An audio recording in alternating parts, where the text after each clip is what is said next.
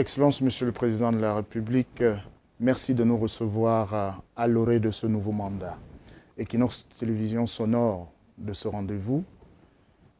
Hier, lorsque vous avez été investi, dans votre propos, vous avez insisté sur le fait que lors de votre premier mandat, vous avez eu à faire face aux défis sécuritaires.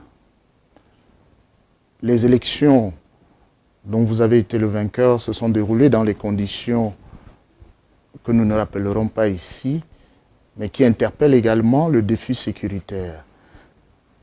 À quand le développement de la Centrafrique et à quel moment est-ce que le peuple centrafricain sera pris en compte pour son bien-être?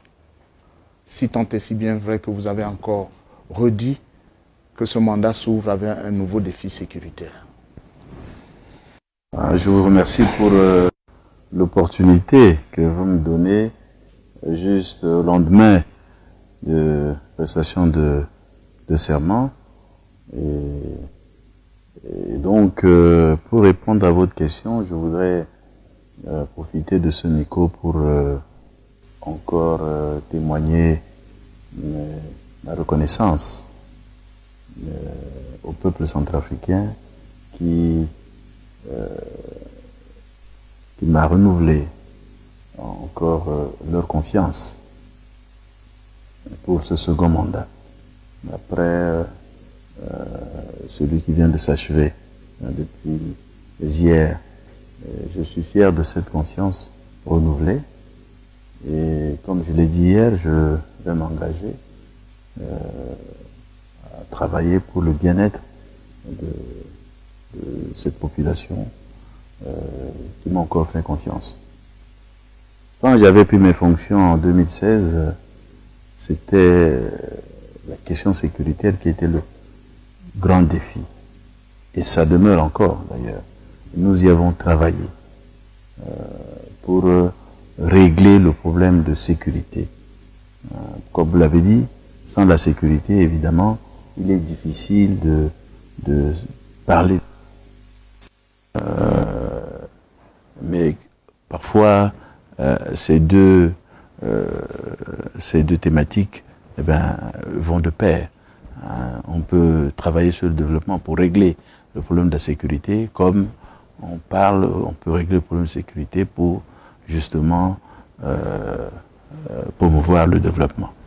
Donc c'était une question, c'est un défi important, puisque à l'époque, il y avait encore les 14 groupes armés qui détenaient encore leurs armes et qu'il n'y avait pas l'autorité de l'État sur l'ensemble du territoire. Et il fallait s'attaquer à ça et le pays était pratiquement divisé. L'unité nationale était vraiment mise à mal. Il y avait beaucoup de défis. Et bien pendant les 5 ans, nous avons travaillé pour justement réduire ces défis. Ça persiste encore. Qu'est-ce que nous avons fait? D'abord, il fallait commencer à dialoguer à la suite du forum de Bangui, qui préconisait donc le désarmement, où tous ces groupes avaient donné leur accord pour aller au désarmement. Et donc c'est ce que nous avons fait. En mi-parcours, à mi-mandat, nous avons pu obtenir un accord politique pour la paix qui avait été négocié à Khartoum et signé ici à Bangui et qui devait nous permettre de créer l'environnement afin que tous ces groupes armés puissent aller au DDR. C'est ce que nous avons fait et nous continuons à travailler. Pour approfondir cette question, Cédric Nofele et Serge-Alain Autou qui m'accompagnent vont vous introduire pour que vous approfondissiez vos défis futurs. Monsieur le Président, vous avez indiqué dans votre discours inaugural de votre deuxième quinquennat que l'un des principaux objectifs, c'est l'éradication de tous les groupes armés en Centrafrique. Comment vous comptez vous y prendre avec l'un des principaux groupes qui s'est baptisé Coalition des Patriotes pour le Changement, groupe baptisé CPC? Comment vous comptez vous y prendre avec ce groupe armé particulièrement? Alors donc je poursuis un peu sur la question qui m'avait été posée. Donc nous avons travaillé nous avons maintenant un accord. Bien sûr, cet accord, il y a eu beaucoup de violations, mais nous pensons que c'est aujourd'hui l'instrument important qui va nous amener vers la paix. Beaucoup de groupes, tout le monde a adhéré à ça, nous avons travaillé. Bien que, à certains moments, il y a eu beaucoup de violations qui avaient été décriées et que nous continuons à travailler pour réduire ces violations. Nous avons travaillé sur l'armée pour permettre, parce qu'il n'y avait pas nos forces, qui étaient nos forces de défense et sécurité étaient presque inexistantes. Donc, il y a les hommes, mais c'était pas structuré, n'avait pas de moyens. N'oublions pas que nous étions encore, et nous le sommes encore, sous un embargo décidé par le Conseil de sécurité. Donc aujourd'hui, nous travaillons sur ces volets-là pour réduire, permettre de renforcer la sécurité. Nous ne sommes pas encore arrivés, mais je crois qu'il y a eu des avancées notables qui ont été constatées. Et comme vous le voyez, on a pu organiser les élections, quand même, qui a ses défis. Je reviendrai sur la question qui vient d'être posée. Donc il y a eu beaucoup d'avancées de ce côté-là. Après la signature de l'accord, il y a eu une paix relative qui a commencé il y a eu l'autorité de l'État qui se déployait sur le terrain. Il y a eu de nos forces de défense qui sont déployées sur l'ensemble du territoire pour permettre de protéger la population.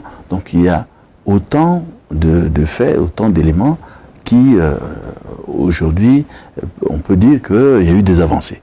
Mais, malheureusement, on n'a pas éradiqué les groupes armés. Il y a, comme vous l'avez dit, avec l'arrivée de l'ancien président Bozizé, qui a réactivé des groupes armés que nous étions en train d'entraîner qui reviennent dans la République.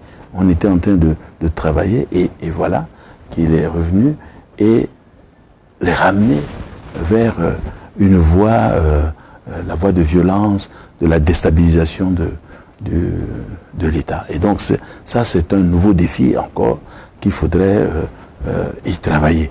Évidemment, nos forces de défense, avec leurs alliés de la Fédération de Russie et du Rwanda, et avec le MINUSCA, nous sommes en train de travailler pour réduire la capacité de nuisance de ce groupe qui, en fait, ont pour seul but de déstabiliser l'État, de faire reprendre la violence.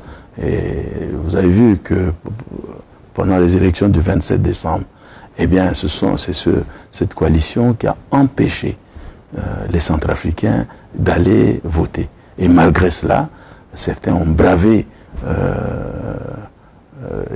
ces violences, les coups de feu et tout ça, ils sont allés voter. Donc, je peux vous dire que nous allons travailler et il y a aujourd'hui, pour le second mandat, nous pensons que nous allons travailler pour qu'à la fin de ce mandat, qu'il n'y ait plus de groupes armés. On va continuer à appliquer, à remplir nos engagements en ce qui concerne l'accord de paix. On va y travailler. On va solliciter donc notre armée, nos forces de défense qui aujourd'hui montent en puissance. Nous sommes en train de réformer les forces de défense intérieures aussi qui vont prendre leur part de mission dans ce cadre de sécurisation. Et nous allons poursuivre le désarmement. Nous avons évalué l'accord. C'est vrai, il y a des avancées, mais il y a des faiblesses que nous avons, qui ont été constatées. Aujourd'hui, il y a des remédiations pour cela.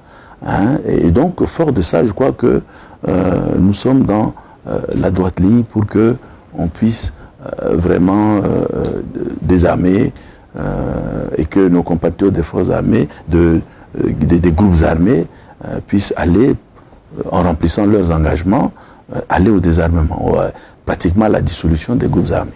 Voilà, justement, Monsieur le Président, hier, dans votre discours inaugural, vous avez classé ce CPC-là au même titre que le Covid-19, en étant les fléaux qui ont ralenti les efforts consentis pour le développement de la santé. Vous l'avez constaté, oui. Vous constatez que la CPC a bloqué pour l'instant, le corridor qui est important d'approvisionnement de la République centrafricaine, ce qui a créé un manque à gagner au niveau des recettes de l'État. Ça, c'est agir sur le quotidien du centrafricain. Et ça ne peut pas plaire aux centrafricains. Que ça, c'est des actes terroristes. Il a créé cette coalition a créé la terreur, empêchant les investisseurs, ceux qui travaillent, qui ravitaillent Bangui, les camionneurs, les commerçants, de ravitailler la ville de Bangui, ou tout au moins la République centrafricaine. Et toujours parlant de ce groupe-là, vous avez dit, nous ne laisserons pas les prophètes de l'Apocalypse ternir l'avenir des Centrafricains. Est-ce que hier, ce n'était pas un chef de guerre qui parlait au lieu d'un chef qui milite pour la réconciliation? Un autre défi pour la République centrafricaine. Non, nous avons des responsabilités. Oui. Quand on est chef d'État, on a des responsabilités. C'est pour préserver la paix. Et en même temps, il faut réconcilier les Centrafricains.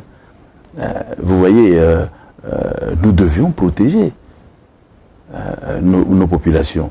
Nous devions les défendre. Et aussi les nourrir. Et travailler pour leur bien-être. Et s'il y a des gens, au lieu de travailler pour le progrès du pays, et donc s'engagent dans la violence, dans des actes de terrorisme, qu'est-ce que nous devions faire? En même temps, il y a la réconciliation. Mais bien sûr, la réconciliation ne veut pas dire laisser les gens tuer des Centrafricains, les empêcher de travailler, de s'approvisionner, et tout ça, ça ne veut pas dire ça. La réconciliation ne veut pas dire ça. Et nous avons des institutions et des lois qui condamnent ces genres de choses. Et en tant que chef d'État, eh bien, nanti de ces lois, nous devrons donc protéger, conformément à notre loi, utiliser tout le pouvoir que nous confère donc la Constitution et nos lois, de défendre les Centrafricains. C'est en cela. Mais ça n'exclut pas que nous puissions réconcilier les Centrafricains, travailler pour que nous soyons ensemble pour bâtir notre pays, en respectant les lois de la République. Les lois de la République, ce n'est pas le terrorisme, ce n'est pas la violence, ce n'est pas, par exemple, brûler des ponts, ce n'est pas casser des écoles, ce n'est pas empêcher les gens d'aller au travail. Ce n'est pas ça la réconciliation. Le moment n'est-il pas venu, vu le péril que vous décrivez si bien, pour le Conseil de sécurité, de lever l'embargo une fois pour toutes sur les armes en direction de l'Ouest? Mais c'est notre plaidoyer. D'ailleurs, je l'ai dit hier, nous continuons à demander si à un moment donné, l'embargo avait son sens. Mais au jour d'aujourd'hui, nous pensons fermement que l'embargo n'a plus son sens. Aujourd'hui, nous sommes en train, avec la communauté internationale, nous sommes en train de construire une armée républicaine pluriethnique, professionnelle. Mais il faut des moyens adéquats à cette armée pour remplir sa mission.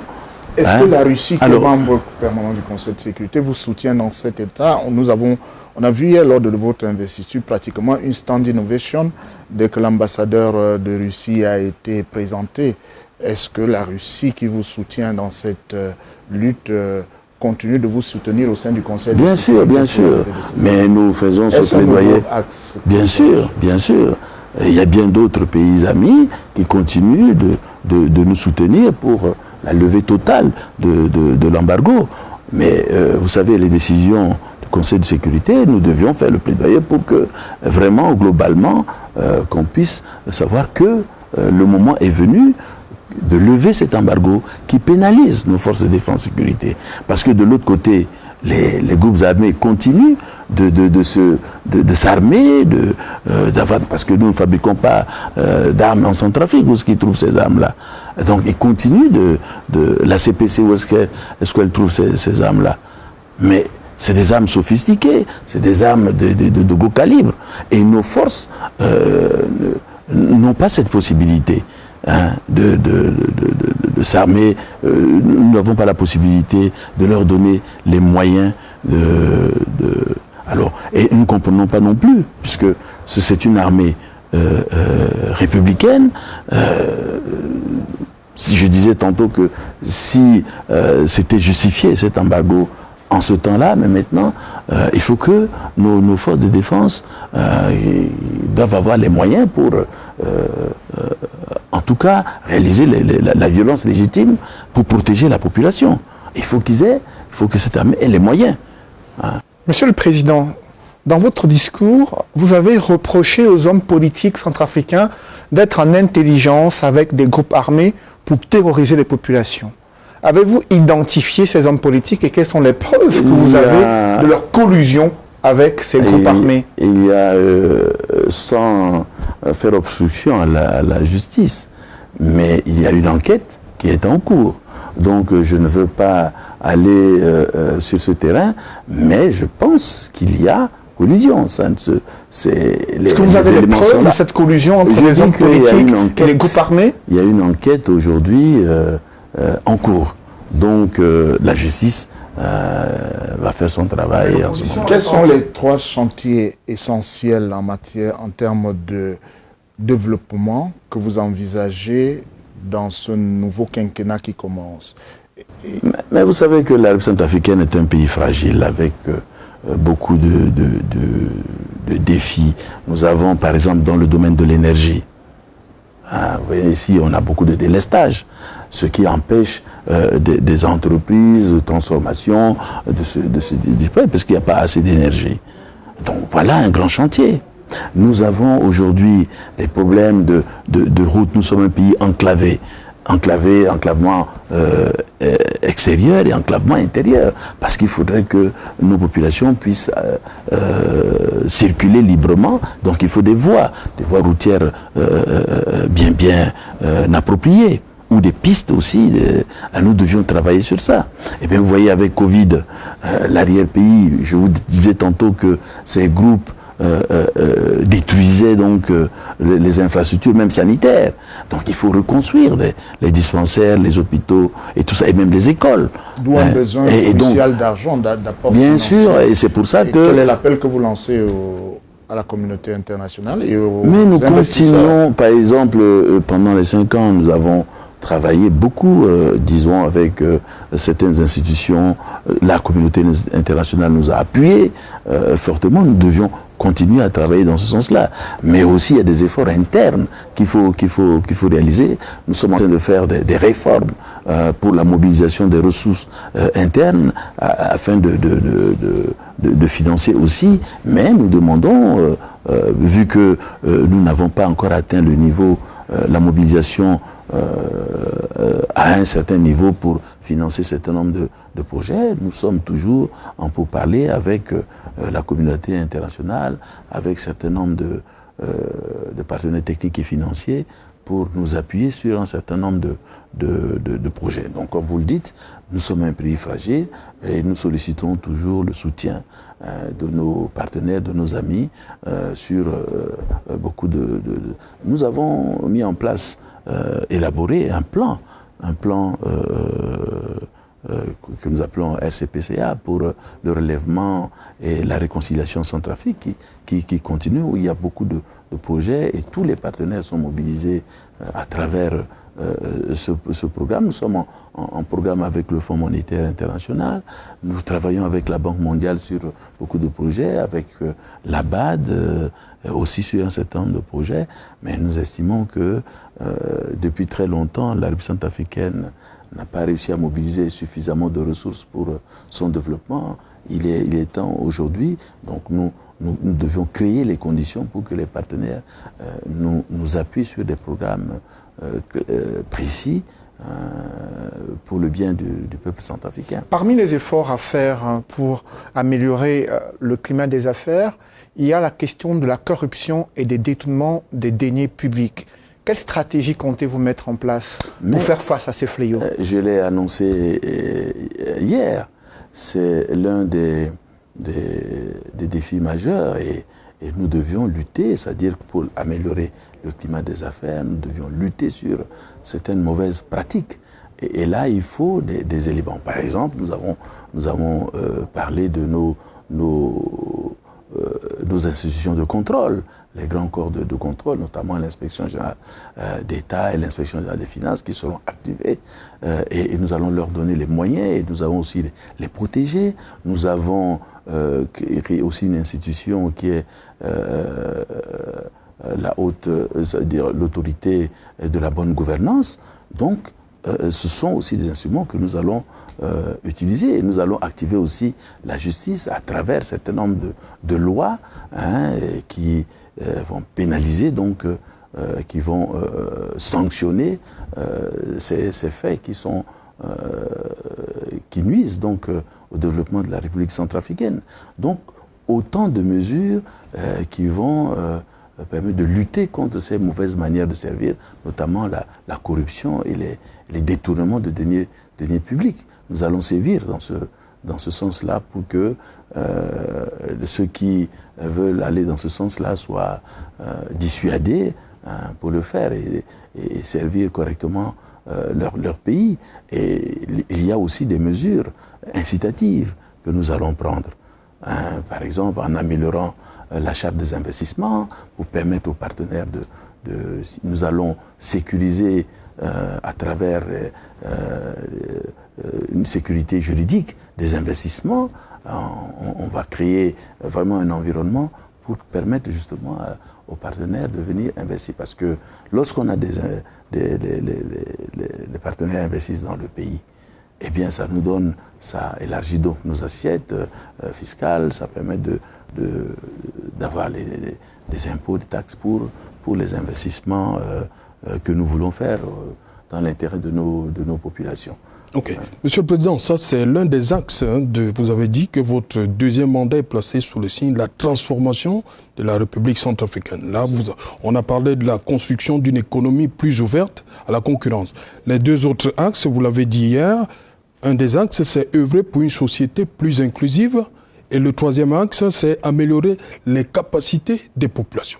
Est-ce que vous pouvez nous en dire davantage ? Eh bien, vous savez que le développement, c'est en direction de l'homme centrafricain. Et c'est pour ça que l'un des axes, c'est vraiment le capital humain. Et le capital humain, nous devions former nos concitoyens, nous devions avoir tous les éléments pour que vraiment tout ce que nous faisons soit en direction de l'homme centrafricain à travers les services sociaux de base, notamment les institutions de formation, sur le problème de la santé et aussi du logement, par exemple. Tout ça, ce sont des éléments qui vont nous permettre de travailler sur le centrafricain pour son épanouissement, à la fois intellectuel ou ses capacités vraiment de travail afin que le centrafricain puisse apporter sa contribution au développement de son pays. Donc il y a beaucoup d'actes et sur ça, nous sommes en train déjà de discuter avec un certain nombre de partenaires sur cette vision et je pense que c'est partagé. Il y a aujourd'hui l'économie numérique sur laquelle nous travaillons. Vous voyez bien que nous avons commencé vraiment un programme de connexion en fibre optique. Nous allons utiliser là, d'ailleurs, nous brancher sur le réseau qui vient du Cameroun et du Congo pour que les Centrafricains, nous sommes dans un pays enclavé, mais nous allons utiliser ces technologies pour pouvoir nous connecter plus facilement avec les autres pays à travers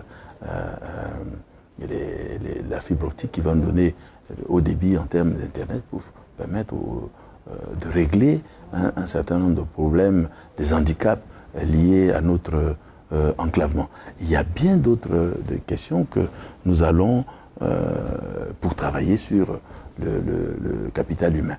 Et la santé, par exemple, qui aujourd'hui, avec le Covid, vous voyez bien que nous avons beaucoup de difficultés comme beaucoup d'autres. Et nous évacuons beaucoup de nos compatriotes qui sont malades. Et ça, nous devions y remédier parce que ça coûte cher à l'État. Donc on va augmenter les plateaux techniques, améliorer et aussi rendre disponibles un certain nombre de services de santé, se rapprocher de la population en créant des centres, en augmentant, par exemple, il y a fait longtemps, nous n'avons pas de scanner pour permettre à nos médecins vraiment de donner des diagnostics. Ils sont obligés d'envoyer les patients à l'extérieur et ça coûte cher à l'État.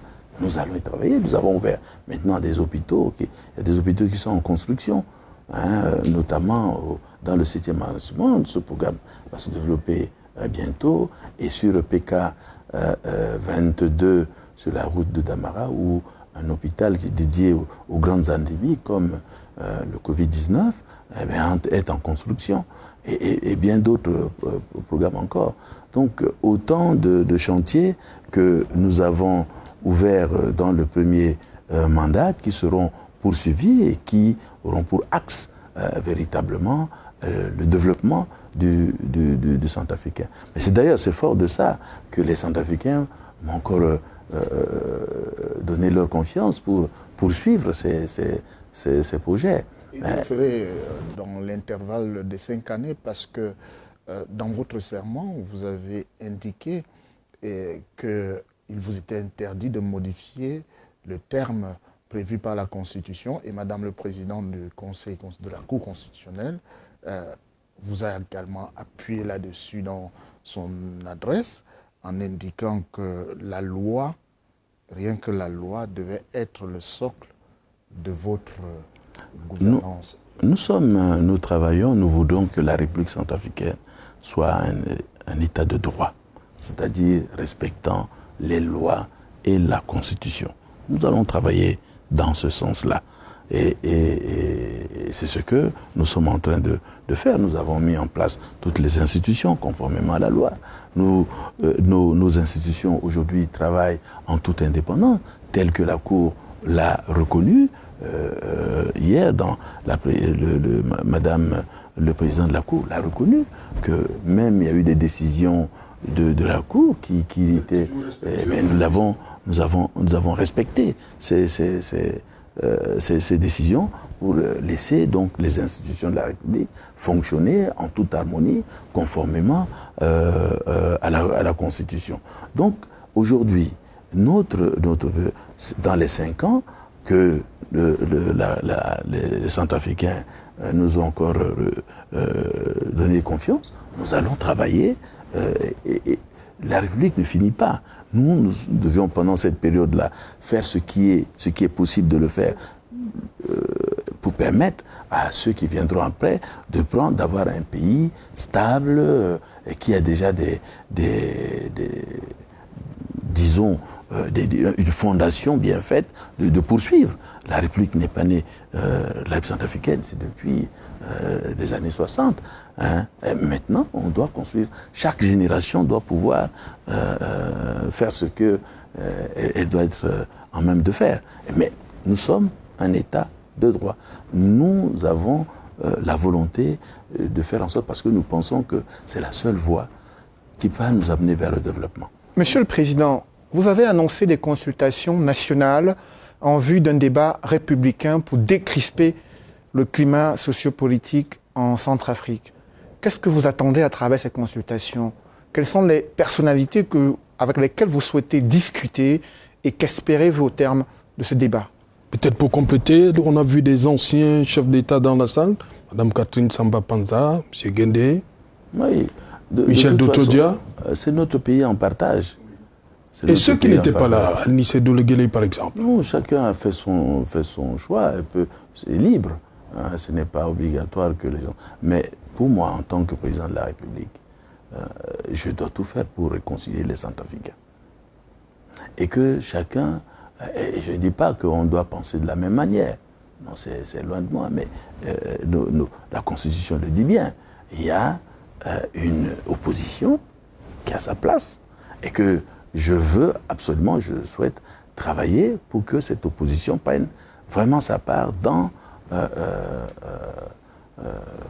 la gestion conformément à nos textes. Donc on va les laisser libres faire... il faut une opposition, puisque l'opposition, nous allons travailler. Mais ce ne sont pas des ennemis. Et vous parlez de dialogue républicain, parce que d'aucuns pensaient que moi j'étais contre le dialogue, que je ne suis pas un homme de dialogue. Mais c'est faux. Je n'ai fait que ça pendant le premier mandat. J'ai discuté, on a eu des accords de paix et de réconciliation. J'ai discuté avec les groupes armés. Vous voyez, dans tous les gouvernements qu'on a mis en place, eh ben, l'opposition s'y retrouve. Et les autres partis politiques sont toujours là, même les groupes armés aussi, conformément à notre accord. Donc, il y a des compatriotes qui pensent et qui disent que je suis... J'ai dit faux. Ce n'est pas vrai. Nous allons travailler. Le pays, s'ils estiment qu'il y a des problèmes, ben, on va créer le cadre pour et qui s'expriment sur les questions, et on va voir s'il y a des bonnes solutions. Nous allons les utiliser pour construire notre pays. Alors, le but du dialogue, c'est quoi? Pour l'instant, je vois que les institutions, comme vous l'avez vu hier, toutes nos institutions travaillent. Il n'y a pas de problème institutionnel. Nous avons des problèmes de sécurité, mais qui n'est pas du fait du président. C'est des problèmes que nous avons hérités et nous sommes en train d'apporter des solutions, d'y remédier. Bien sûr, on n'a pas encore terminé, on continue, il y a encore des défis, sur lesquels on propose aujourd'hui des voies pour sortir de cette situation-là. Maintenant, il pourrait y avoir des problèmes de gouvernance, des problèmes d'environnement, de gestion et autres. On veut laisser l'opportunité à tous les Centrafricains de s'exprimer sur cette question-là. Et nous allons prendre ce qui est possible, nous allons travailler avec. Alors, nous avons présenté une feuille de route qui a déjà d'ailleurs commencé. J'avais demandé à ce qu'il y ait une évaluation de l'APPR, une évaluation vraiment sans complaisance, lucide, et bien sûr, comme je l'avais annoncé, il y a des faiblesses dans la mise en œuvre de l'accord. Donc il fallait identifier ces faiblesses et proposer des remédiations pour permettre que cet accord nous conduise véritablement vers la paix. Vers la paix. Maintenant, l'évaluation étant faite, dans les prochains jours, je vais consulter toutes les forces vives de la nation, c'est-à-dire l'opposition démocratique, la société civile, c'est-à-dire les organisations des femmes et de la jeunesse, les institutions de la République. Je vais les écouter, quelles sont leurs visions, leurs attentes pour un tel dialogue, le format, et ainsi de suite. Donc, tout ça, je vais écouter. Et on mettra tout ça en forme, et nous allons aller à ce dialogue comme ça. Au sortir de là, chacun pourra trouver, disons, ce qu'il attend de ce dialogue. Donc, ça concerne tous les Centrafricains. Donc, l'opposition n'est pas exclue de cela. Non, je vais discuter avec eux dans le cadre de cette concertation pour voir ce qu'eux, ils pensent comme problème, c'est-à-dire le contenu. On va discuter. Qu'est-ce que ça les intéresserait d'inscrire à l'ordre du jour. Donc, on va circonscrire tout ça. Et le jour J, passer donc à ce dialogue républicain. Monsieur le Président, votre coopération avec la Fédération de Russie, est-ce une indication par rapport à une nouvelle donne de diversification des relations de la Centrafrique avec des partenaires internationaux? Également, vous avez eu le soutien, du Rwanda. Est-ce également une indication que l'Afrique peut compter sur des partenaires africains sûrs? Mais vous savez, la République centrafricaine est un pays fragile.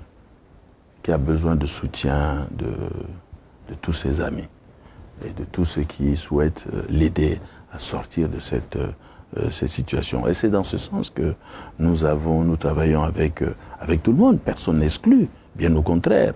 Hein, tout le monde a sa place en République centrafricaine, nous n'excluons personne. Et vous parlez de la Fédération de Russie, mais ce n'est pas la première fois que la Fédération de Russie vient ici en Centrafrique, c'est depuis les années 60. Il y a une ambassade de la Fédération de Russie ici qui date de très loin, qui date vraiment de très loin. Nous avons déjà eu des coopérations entre-temps avec la Fédération de Russie et aucun autre partenaire n'est exclu. Ici, en République centrafricaine, évidemment, il faudrait que nos partenaires travaillent en toute complémentarité, en toute transparence. C'est ce que nous voulons ici. Évidemment, vous parlez du Rwanda, mais c'est un pays africain. Nous sommes dans les institutions, dans l'Union africaine. Aujourd'hui, on crée la zone libre d'échange. C'est pour qu'il y ait des échanges entre les États africains. Nous appartenons aussi à des organisations sous-régionales, notamment la CEAC et même la CRJL également avec le Rwanda. Donc nous sommes toujours en coopération avec tous les autres pays donc de l'Afrique et des trucs comme ça. Donc c'est pas... Bien sûr, il y a des moments où ces coopérations soient plus raffermies, plus vraiment plus dynamiques, ainsi de suite. Nous remercions donc le Rwanda qui nous prête main forte dans cette question sécuritaire, mais nous ne comptons pas rester seulement sur l'aspect sécuritaire. On a aussi des coopérations économiques, sur d'autres domaines. Donc, et c'est le cas aussi avec d'autres pays. Ce n'est pas réservé seulement à... Nous disons que la République centrafricaine est un pays fragile, a besoin de soutien, surtout dans ces moments critiques, dans ces moments difficiles, de soutien de tous ses amis, de tous les frères qui veulent bien nous apporter leur soutien. Bien entendu, en respectant notre souveraineté, en respectant aussi les autres partenaires qui sont là. Nous travaillons en toute complémentarité. Il n'y a pas